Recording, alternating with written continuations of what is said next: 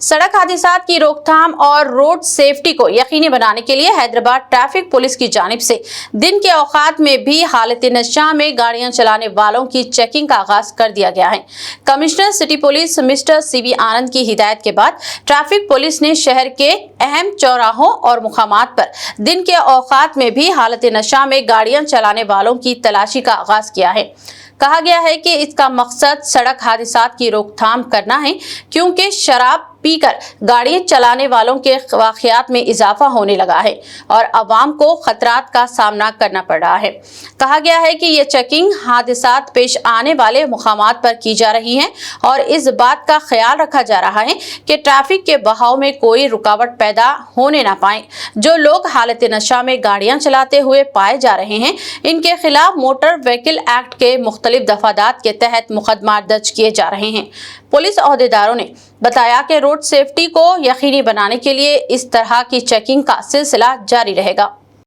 మన పట్టణంలో drunk and driving ఇంత ముందుకు డ్రంక్ అండ్ డ్రైవ్ టెస్ట్ ఏదైతే ఉందో నైట్ టైంలో చెక్ చేసేవారు.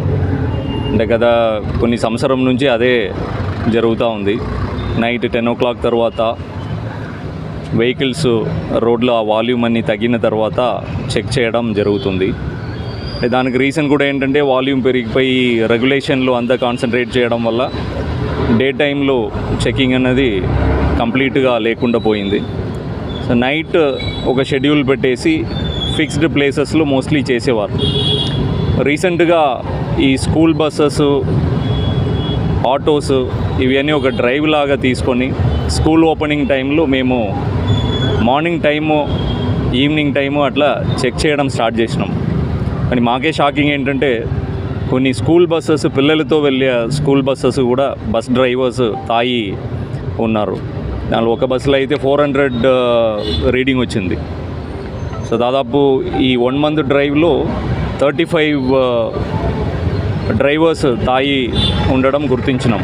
దానిలో బస్సెస్ ఉన్నాయి, స్కూల్ వ్యాన్స్ ఉన్నాయి, అలాగే స్కూల్ చిన్నపిల్లల్ని తీసుకెళ్లే ఆటో డ్రైవర్స్ ఉన్నారు.